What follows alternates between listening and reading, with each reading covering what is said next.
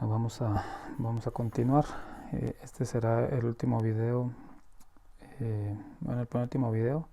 El siguiente video que tiene que ver pues con intercambiadores de calor. El siguiente video voy a revisar el método más utilizado para diseñar intercambiadores de calor.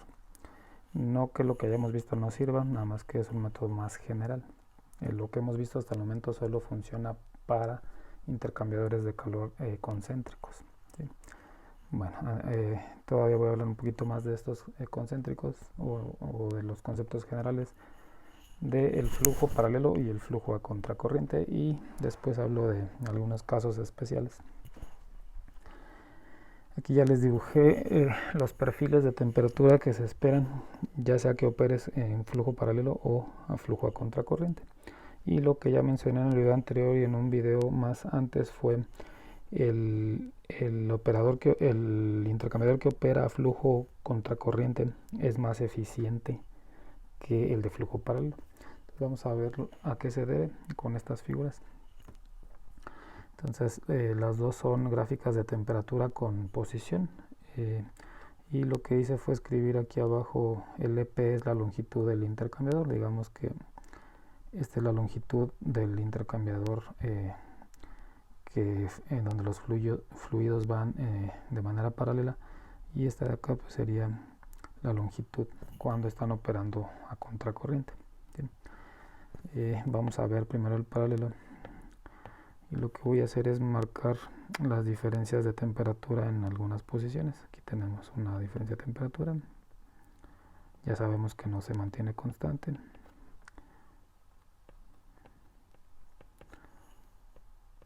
Pueden ver en estas que estoy marcando, al final la fuerza impulsora pues es este diferencial de temperaturas. Como ven al inicio, en la parte, digamos en la entrada del intercambiador, pues tienes un delta de temperatura muy grande, entonces estás favoreciendo el proceso de transferencia de calor. El problema es que ese delta T, conforme vas avanzando en el reactor, va disminuyendo. Aquí ya es menor, aquí ya es menor y aquí ya es menor. Y de hecho pudiera pasar que en algún momento las temperaturas de salida, estas dos, se igualen, y el intercambiador, si las temperaturas se igualan, pues ya no hay gradiente de temperatura y ya no intercambia calor, ¿sí? Entonces, pero pues supongamos que tenemos esta situación y tenemos cierta longitud del intercambiador, pero es claro que la diferencia de temperatura va disminuyendo, y mientras más largo sea el intercambiador, más disminuye y se va haciendo cada vez más malo en el proceso de transferencia de calor. ¿Qué pasa si vemos el de flujo a contracorriente? También voy a marcar algunos deltas T.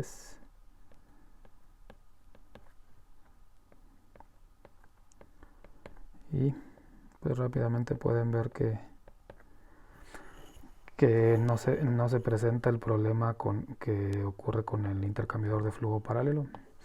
Aquí delta T sí va a ir cambiando, no es constante, pero siempre va a haber delta T.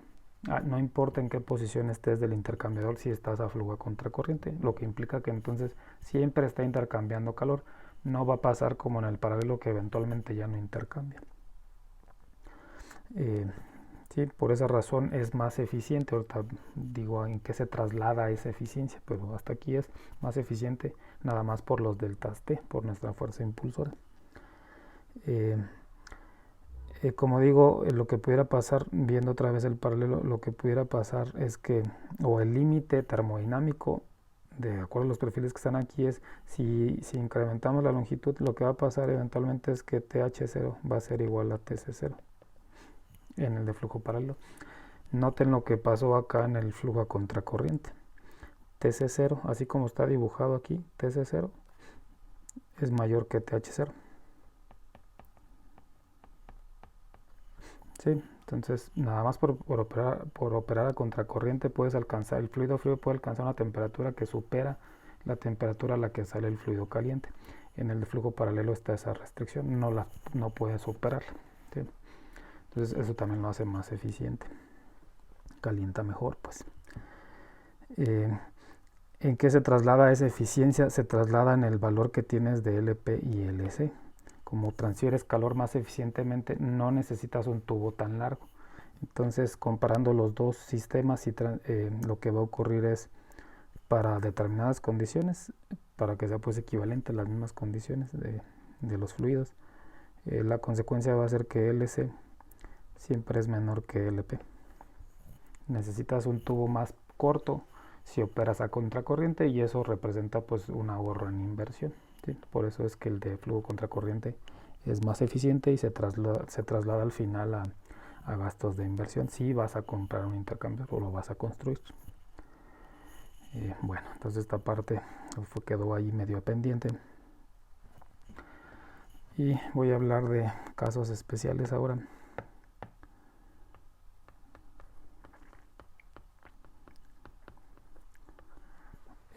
Antes de hablar de los casos especiales, voy a reafirmar que todos entendamos qué es la capacidad calorífica y qué representa.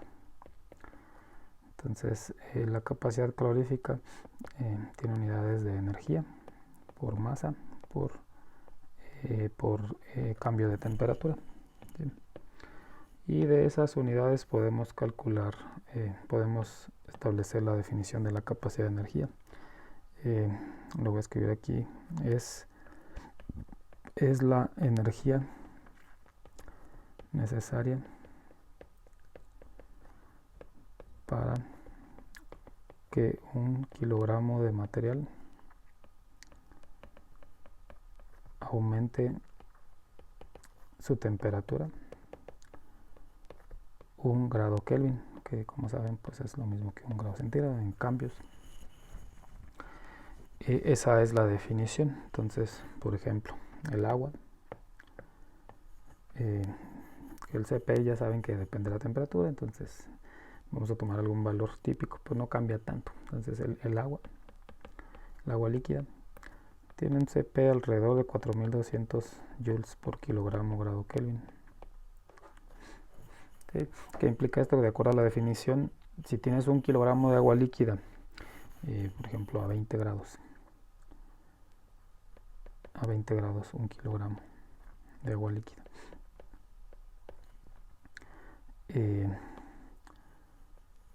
y tú le adicionas 4200 joules como energía, lo que va a ocurrir es que este kilogramo de agua va a subir su temperatura 1 grado centígrado, 1 grado Kelvin. ¿Sí? Entonces ahí está la definición, como definición, y aquí en un ejemplillo muy sencillo. Pero eso es lo que representa. El aire, por su parte, el aire, que es pues un gas, tiene un CP alrededor de 1000 joules por kilogramo grado Kelvin.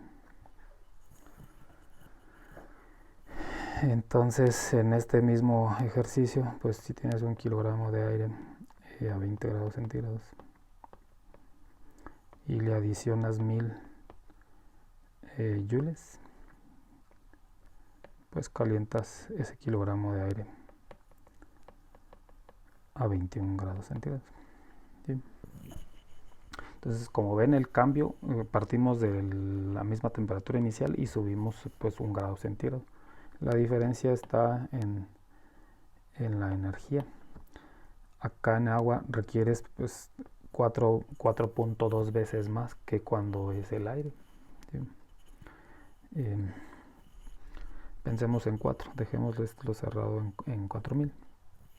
¿Qué pasa entonces si esos 4000, en lugar de adicionar estos 1000, si le adicionáramos lo que estamos adicionándole al agua, 4000 joules? Lo que va a pasar es que la temperatura va a cambiar a 24 grados centígrados. ¿Sí? Bueno, entonces otra manera de interpretar la capacidad calorífica es lo siguiente. Si tú eres un material y al agregarte energía, mucha energía, tu temperatura no sube mucho, eso implica que tu capacidad calorífica es muy grande, y eso lo pueden ver aquí con el agua. Tienes 1 kilo de material, le agregas 4000 joules y su temperatura apenas sube 1 grado centígrado. Esa misma cantidad de energía para la misma masa de aire, masa en este caso de aire, si le agregas 4000 joules, empiezas en 20 grados centígrados, pues su temperatura sube 4 grados, y ya es mucho más que lo que subiste el agua. ¿Sí? Eso se traduce en el CP, o la capacidad calorífica del aire debe ser menor. ¿Sí? Entonces, capacidades caloríficas pequeñas hacen que incrementes tu temperatura de manera considerable a cuando te entra energía.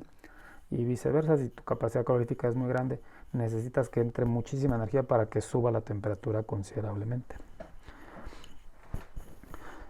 Por cierto, esta es la razón por la que en las playas hace mucho calor.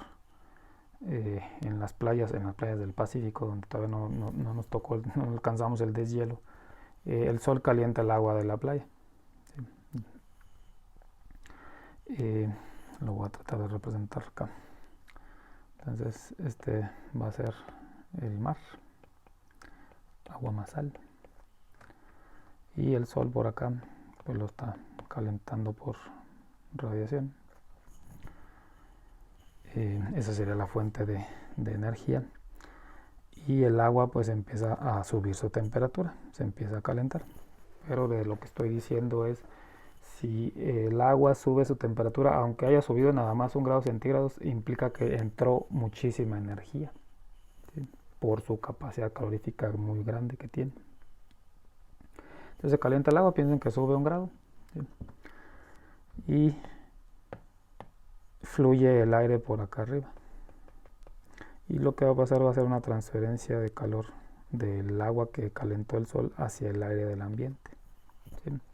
Pero ya establecimos que la capacidad calorífica del aire es pequeña. Entonces, ¿qué va a pasar? Que efectivamente el aire le quita energía al mar, pero como su capacidad calorífica es pequeña comparada con la del agua, sube su temperatura mucho, ¿sí? Ese aire, cuando ya llega a la playa, ahí donde estás descansando, pues hace que experimentes y digas, pues hace mucho calor en las playas, ¿sí? Entonces tiene que ver con las capacidades caloríficas. En la parte de arriba, si subimos hacia Estados Unidos, el deshielo, el sol pues sigue tratando de calentar el agua, nada más que hay deshielo que trata de enfriar el agua. Entonces las playas de hacia arriba, hacia el norte, pues tienden a estar frías, pero el proceso es el mismo. El agua, nada más que ahora la estás enfriando. Tienes agua, el hielo la enfría, busca enfriarla, pero el concepto es el mismo. El agua va a bajar un poco su temperatura, pero a la hora que el aire entra en contacto con esa masa de agua y se enfría también, pues resulta que él se va a enfriar muchísimo más que lo que se enfrió el agua con el hielo, ¿sí? Y ese hielo, al llegar a la costa, si es que hay costa, pues, hace que las playas, por ejemplo las playas de Estados Unidos, sean frías, y esa es la razón. Entonces todo está explicado por la capacidad calorífica, o esta parte pues de por qué hace calor o hace frío en las playas. Bueno, espero que esto sea claro hasta aquí. Entonces ahora sí, casos especiales. Sigo hablando de intercambiadores de calor. Ya nada más voy a hablar de contracorriente. Nunca debe operar un intercambiador en flujo paralelo. En las expresiones de termodinámica para calcular Q del video anterior, pues teníamos el flujo másico del fluido frío, el CP. Ya no voy a poner la barra en la capacidad calorífica, ya sabemos que es un promedio. Tenemos dos ecuaciones desde el punto de vista termodinámico. La otra no voy a hablar por el momento. Pues ahí están nuestras ecuaciones. Y están estos productos, el flujo por la capacidad, y los voy a llamar, este se va a llamar CC, C mayúscula, subíndice C, C mayúscula, subíndice H. Entonces va a ser CC. C de salida menos el de entrada, y este va a ser CH. T de entrada menos el de salida. ¿Sí? Entonces ahí están las definiciones de CC y CH, y voy a analizar dos casos. El primero va a ser, lo voy a poner aquí, caso 1. ¿Qué pasa si CH es mucho mayor que CC? Entonces hago el cálculo, ya están las definiciones de CC y CH. Multiplico pues el flujo por la capacidad y comparo esos valores. Y el caso 1 va a ser ese CH, hago el cálculo y CH es mayor que CC. ¿Qué implica esto en los fluidos? de acuerdo a lo que estoy estableciendo de la capacidad calorífica, adicionalmente aquí multiplicado por la masa o el flujo, que tiene que ver con mientras más cantidad de material quieras calentar, pues más problema te va a dar si el CP es grande. ¿Qué pasa con la temperatura de los fluidos? De acuerdo a lo que estoy diciendo, si CH es muy grande, como digo, es porque MHCpH pues ya es mucho más grande que MCCpC. Entonces, en este caso lo puedes ver de como tú quieras, el producto es lo que es grande.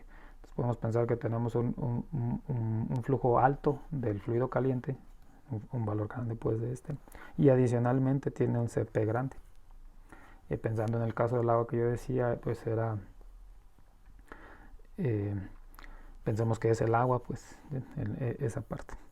Y ese valor va a ser más pequeño que el flujo de la multiplicación o el producto del flujo del fluido frío por el CPC. ¿Sí? Entonces pensemos en el ejemplo del que estoy hablando. El fluido caliente va a ser el agua, el frío va a ser el aire. Y lo que estamos diciendo, nada más por los CPs, pensando que los flujos fueran más o menos iguales para no meternos en problemas, nada más por los CPs, de acuerdo al ejemplo que hice, el fluido, el agua, debería, si lo metiéramos pues a un intercambiador de calor, el agua y el aire, lo que deberíamos ver es el fluido que experimenta cambios más importantes en su temperatura, pues debe ser el fluido frío, porque el caliente tiene una capacidad calorífica muy grande. Entonces voy a graficar eso, voy a graficar los perfiles. Voy a considerar, como ya dije, un intercambiador de flujo a contracorriente. Acá va a estar la posición, la temperatura. Entonces lo que estoy estableciendo es el fluido frío que va a entrar por acá. Va a tener cambios importantes de temperatura porque tener o ya sea CP pequeño o el flujo es pequeño. Entonces él va a subir considerablemente su temperatura. ¿Y qué pasa con el fluido caliente? A la hora que se hace la comparación, pues eso se traduce en que el fluido caliente pues no debe experimentar cambios significativos de temperatura.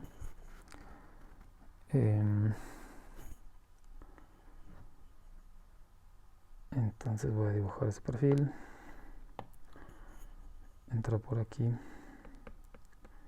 el caliente, y lo que estamos diciendo es que CH es muy grande, es decir, su capacidad calórica es grandísima. Entonces lo que va a pasar es, sí va a bajar su temperatura porque le transfiere calor al otro fluido, pero la consecuencia de esta comparación es, pues no va a bajar considerablemente.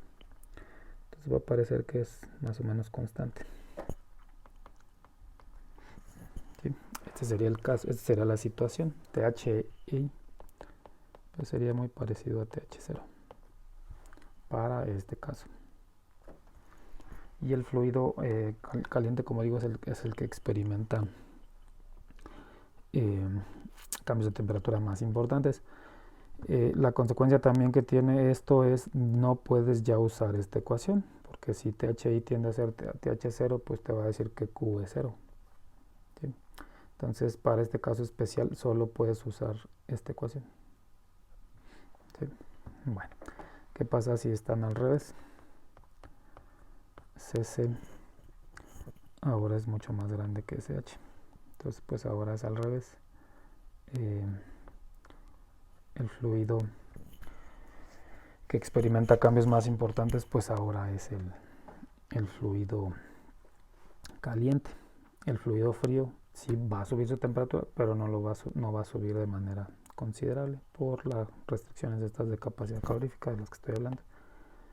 Voy a hacer aquí entonces también los perfiles. Temperatura y posición. Entonces ahora el fluido caliente pues es el que va a disminuir su temperatura de manera importante comparado con el otro fluido.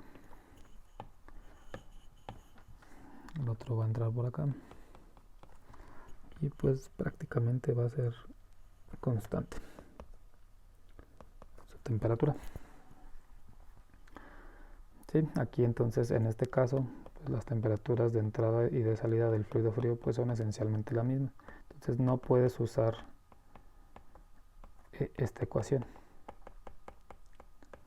No la puedes usar, solo puedes usar la ecuación que es el balance de energía para el fluido caliente. Esta sí la puedes usar, más la ecuación 3. Estos son entonces dos casos especiales. En la industria es común, voy a hablar de otro caso especial. En la industria es común el siguiente proceso. Supongan que nuestro fluido frío es agua. Vamos a meter por aquí, es agua líquida que entra a temperatura ambiente y yo quiero que salga no sé, a 80 grados centígrados y la quiero calentar.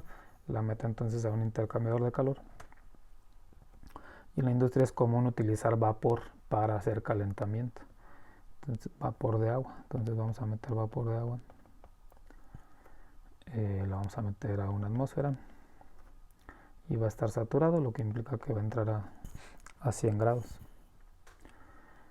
Y lo que hace en la industria es nada más retirarle el calor latente de vaporización, es decir, vamos a obtener acá agua líquida a una atmósfera y a 100 grados centígrados.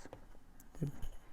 Entonces, nada más el calor latente de vaporización o la energía asociada a la vaporización, que en este caso sería pues la energía asociada a la condensación, es la que voy a transferir hacia el otro fluido. ¿Sí? Entonces entro como vapor saturado y salgo como líquido saturado. ¿Sí? Solo intercambio, solo pierdo el calor, la energía asociada al calor latente de condensación. ¿Sí? Este caso pues se parece, bueno, voy a hacer la gráfica de los perfiles. Entonces en este caso tenemos otra vez temperatura, posición. El fluido caliente pues el frío pues debe experimentar cambios grandes, pues es lo que persigo hacer, calentar agua. Entonces entró por ahí el agua y sube su temperatura de manera importante. Bien. Pero si grafico el otro fluido, pues resulta que el otro fluido entra a una temperatura y sale a la misma. Aquí sí sale exactamente a la misma. ¿Sí? Entonces ese caso pues se parece a este de aquí. ¿Sí? Entonces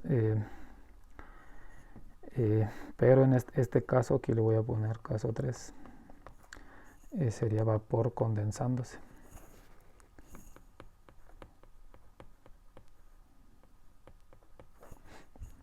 ¿Sí? El vapor está condensándose, o el fluido caliente es un vapor y solo se está condensando, entonces su temperatura no cambia. ¿Sí? Entonces, como es condensación, de hecho la ecuación aquí sobra decir que no puedes usar esta ecuación porque esta ecuación fue derivada nada más para un fluido incompresible que no cambia de fase. Entonces ya desde siempre está prohibida esa ecuación. Sigues pudiendo utilizar esta que está rayada aquí. Bien. Entonces acá pues nada más te queda utilizar esta.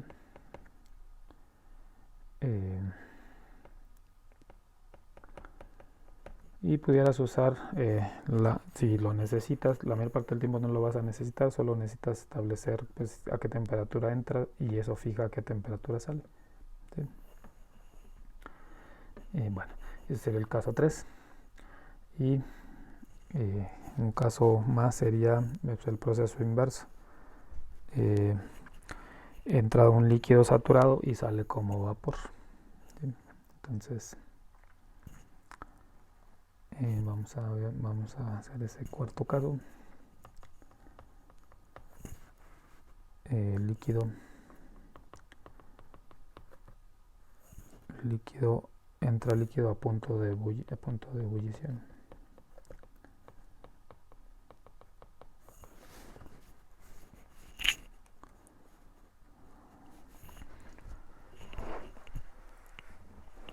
¿sí? Entonces, ese caso, si tenemos nuestro intercambiador,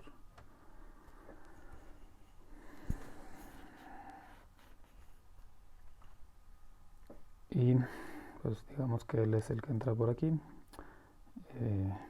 Pensemos que es agua líquida igual a una atmósfera y 100 grados centígrados, está a punto de ebullir y sale como agua, como vapor a las mismas condiciones.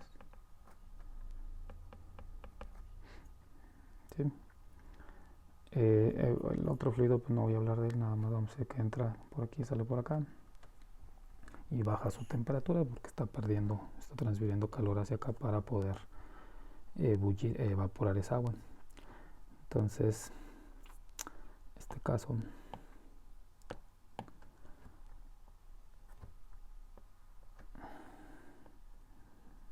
lo voy a dejar como ejercicio para que ustedes lo representen.